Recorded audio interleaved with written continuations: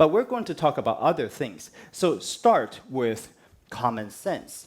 So there are things that we can tell ourselves really quickly, and those are the common sense that we can deal with this emotion. The first time I present in front of, I think it was in China when I was working there, and I was asked to give a speech in the kindergarten to 200, I think close to 300 parents about education. Okay, so when I spoke, and the microphone broke. So there was no microphone when I was on the stage.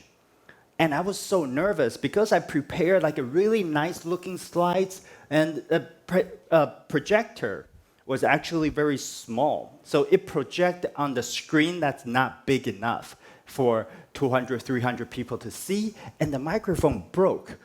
What can I do? I was so nervous because those things are not supposed to happen. Okay, the kindergarten was supposed to take care of the problem before I walk up to the stage. So what can I do? I did not memorize everything on the slide. I did not have the voice that I can project to 300 audience. So you can imagine that fear, right? And to tell you the truth, that presentation ended in disaster. I did not make any impact in that presentation. So then I realized, if you want to deliver a successful presentation, you cannot rely on your slides or your PowerPoints. Everything has to be in your head. You are the expert. Okay, so for the statistic and numbers that you cannot memorize, you have to understand what those numbers means to your audience. Then you can convey the meanings, not the numbers itself. Okay, what does the number mean to the audience? Think about that. What's the message when they look at the data? What does the data tell your audience? Okay, so we are not focusing on, analyzing, because when you analyze numbers in a situation, we have to tell them in a way that it means something really quickly. So you do not talk about, for example, this is the campaign history of the marketing from the last quarter. Okay, so the marketing history from the last quarter, it means nothing to the audience. But you can say that our product dominates this region last quarter. Because our product is what the audience care about, then you say it that way so they understand really quickly without looking at the data. So you have to think about ways to communicate the message that means something to your audience. So let's take a look at the common sense. All right, let's start with this message. Presentation anxiety can range from slight nervousness to paralyzing panic. That means you freeze. Many people who avoid public speaking situation, or they suffer through them with shaking hands or quivering voices, will fail to demonstrate their expertise, leadership skills, and to be seen as a professional. So for people who are not used to giving presentations in front of a group of audience, oftentimes they would have a very shaky voice. And the audience can feel it. And that's bad, because when you look at a presenter who is very nervous, what do you feel like as an audience? You will feel that nervousness too, right? You'll feel very uncomfortable because you feel like, oh my God, what's going on? This presenter is not a professional because he or she is scared. He or she is shaking. You can feel the voice shaking. Then you would not want to listen. Then you are wasting time, wasting your time and wasting the audience time, because that would be the result. Just like what I mentioned for the first time when I gave a speech to 200, 300 people. I was so nervous. I was wasting everybody's time. It's a little harsh, but that's the truth. That's the reality. Okay? So, you have to be able to control the situation, command your audience. Okay? All right. So preparation and persistence. So preparation is important. But when I say preparation, it doesn't mean that you have to have like really good-looking slides, good-looking PowerPoint, okay? It's not all. I mean, you have to have good content. That's the basic. But preparing means that just like what I'm doing right now, I'm standing in a classroom in front of a camera, speaking to you. And when you practice, this is what you need to do. You have to find a place that's empty with your phone set up in front of you and start recording. Because if there's no recording, you're not going to take your preparation seriously. Okay? When you record, it does a huge difference because you know that by the end of your preparation, you are going to review yourself. So you better do a good job. Otherwise, you're wasting your time. So it's really important for you to record when you prepare because it's the mindset that would change. Okay, it just takes the preparation to the next level. Okay, so if you ask your colleague to watch you, that's fine. But a lot of times it would turn into a situation like you start joking around, and then the preparation would be very unproductive. Okay, unless that the colleagues are serious about this preparation as well, then he or she or this group of people can help you prepare. But always record. Always record. Okay. So preparation and persistence. Persistence, that means you don't prepare just once or twice. 3 times, 4 times would be ideal. Because you want to over-prepare. You don't want to under-prepare. Okay? So that's the thing. And a lot of people say, oh, when I over-prepare, my presentation or my speech would sound rehearsed. Okay? There was no feeling. But that just means that you are not prepared enough. If your speech sounds unnatural, sounds rehearsed, that means you need to prepare more. You want all the message to sink in. You want to absorb everything you prepared so it will come out like you are the expert of the message instead of just you are someone who memorized it. That's not what you want. You are the expert of your message. All right, so basic method, as I say, that's common sense. You have to know your topic. Okay, if you don't know your topic, I would advise you not to give that presentation. Okay, and preparation, of course, always prepare. Gather intels. So gather intels is not about topics or preparation. You have to know your audience. When you're presenting. Is it morning, afternoon, or evening? Okay, it matters because the message, if it's evening when everyone's tired, you have to give a light presentation, not too much information, or something that will can be easily received by your audience. And who are your audience? Okay, is it your colleagues, customers? What age group? Are they seniors? Are they like young people? Okay, are they professional? Do they have the same knowledge you do? So those are the intels that you have to collect. So know your audience. And next one, and by the way, gather intel, you also have to know where you are going to give that speech. Is it going to be in a coffee shop for a quick sales pitch? Or you're going to speak in an auditorium, okay, a stadium with like a lot of people, that people are like hundreds of people, then do you need that technology? Do you want to check the environment first? Okay, do you have the opportunity to check the technology? Do you have enough, equipment to make the presentation delivery that you need? Okay, so those are the intels that you have to gather before the presentation and visualize your success. Now we're talking about like the psychological level.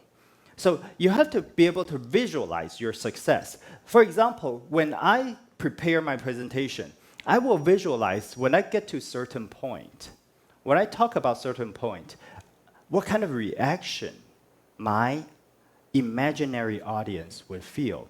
Okay, I will tell you a joke. Okay, the joke will be funny, and they will be laughing. And I visualize that in my head the day before the presentation. Okay, I talk about this point, so important. My audience will be like, wow. So I visualize that the day before the presentation. So that will make you feel very good about your presentation. Okay, but when you get onto the stage, forget about all of that. You don't want to scare yourself and worry about the message that would have the same impact or not. Because at the moment when you're on the stage, you have to focus on the present time, not the future. Okay? And number 5 is reframing your fear. So like I said, that reframing your fear would be like, okay, are you nervous? Are you scared? Or you are excited? Just the moment that you walk up to the stage, you have to tell yourself, trick your brain to say that, gosh, I am excited about this. Because, you know, the same feeling you feel excited is that you have sweaty palms. Your breathing gets shallower, shorter, okay? And then your heart pumping really fast. Maybe you're sweating, okay? So those are the same reactions that your body gives when you're nervous. So exciting and nervous, okay, are actually the same thing to our body. So by reframing your mind, you can actually tell your mind that, hey, calm down, just feel excited. And as I say in the beginning, this is this has very minimum effect on your brain because it's very difficult to trick your brain just by changing the language. Okay, so you really have to do all the steps. Then reframing would work because you know you're prepared. But when you're not prepared, just by telling yourself that, gosh, I'm excited, it wouldn't work, okay? So you have to do every steps really well to get to the final stage. Then your mind will say, yeah, I'm excited because I prepare a really good topic and I prepare over and over. I know everything inside out and I know my audience and I already see my success in my mind. So I am excited. It's true that you are excited. Then this is going to work. Okay? For example, Olympic athletes, when they start competing, just right before, if any reporter asks them, so, hey, are you nervous? Those Olympic athletes, they would say, I'm excited. I trained myself for 4 years just to get to here. So I am really excited because preparation. They are prepared, so they are excited and, oops. So that's the problem. We don't do enough preparation. We don't know what's going on in who you're competing, who you're speaking to, and then we don't really visualize anything. Then reframing your mind would not work. So you have to do every step for you to tell yourself that you are excited, not nervous. So step number 1, you have to reframe. Okay, that's another psychological thing. You have to try to think of presentation as a conversation. It's a conversation in the way that we are having a dialogue with individual audience, individual persons sitting in the room where you present. So you have to change the language that we present. Okay? It's not going to be like a language that includes everyone. It's going to be a language that you use in private conversation. Okay? I should say individual conversations. Okay, so let's take a look at how we can do this. The secret of crafting a presentation that connects with your audience is to communicate the way you talk. It's like having one-way dialogue with your friend or colleague. So it's very important to understand this part. Change the way we communicate. It's like having a conversation with someone you know. Because when we speak in the language that makes people feel like you are speaking to them individually, they will feel connected with your presentation, and you will feel connected with your audience.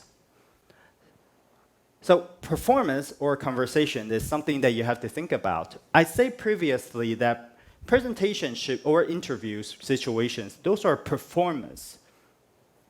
But I mean in a way that you are trying to present the best self. But in presentation, if you feel really nervous, you have to start thinking like, okay, this is just like a conversation. It's not performance, because when you are in the performance, people start judging you, whether or not you are a good person, whether or not you have the skills, and whether or not they can trust you, of course. So is it a performance or conversation? So you have to start telling yourself that, okay, it's a conversation. Okay? So that is why like a lot of rock stars or musicians or artists, when they go on to the concert, the first thing they say is, "Hello, Taipei, hello, Taiwan." Because when they say that greeting, it's like them speaking to the audience. When they greet like their friends, then they calm themselves down because they're having a conversation. So that is why, like, a lot of speakers, the first thing they say is like, "Good afternoon, how's everyone today?" Even though the speaker is not asking everyone for an answer, but they ask, so their mind feel like, I am speaking to someone in a conversation. How are you doing today? Really, like in a presentation, it's very difficult for everyone to answer that question, but they're not looking for answers. They're actually saying it to calm themselves down. So how do you sound like you're having a conversation in the presentation? The first thing we do is to use shorter sentences. Did you know that for Steve Jobs, okay, when he presented in his keynote speech, he used only 10.5 words in average. 10.5 words in average. Average sentence length in high school should be 12 to 15 words. But Steve Jobs used shorter sentences because shorter sentences sound more like, a conversation. It's easier to receive the information. Okay? But Bill Gates actually used 21 words in a sentence, in average, in his speech. So, when was the last time you finished watching Bill Gates' speech? I'm talking about in general. And some people will say, yeah, I watch Bill Gates' speech all the time, but I'm talking about normal people. Okay? Would you enjoy Steve Jobs' keynote speech or Bill Gates' speech? Just to be honest. Normal people, most people I ask would be Steve Jobs, of course. He's the legend. The reason why he's the legend is that his message can be heard. Okay? So short sentences matters. Next one, use plain words, easy to understand. You do not want to use difficult words just to show that you're very smart in presentation. It doesn't work. And next one, contraction, of course. You have to use I will. Instead of I will, you say I'll. You are, say your. Contraction sounds like a conversation. Use active voice, of course. We talked about this a lot. We do not want to use passive voice, okay? It sounds very cold, impersonal. And next one, use you, not all of you, okay? Or have all of you do this. Have all of you done this before? Or just, you have to use like a you, directly speaking to each individual, okay? Not we, you. Not I, you.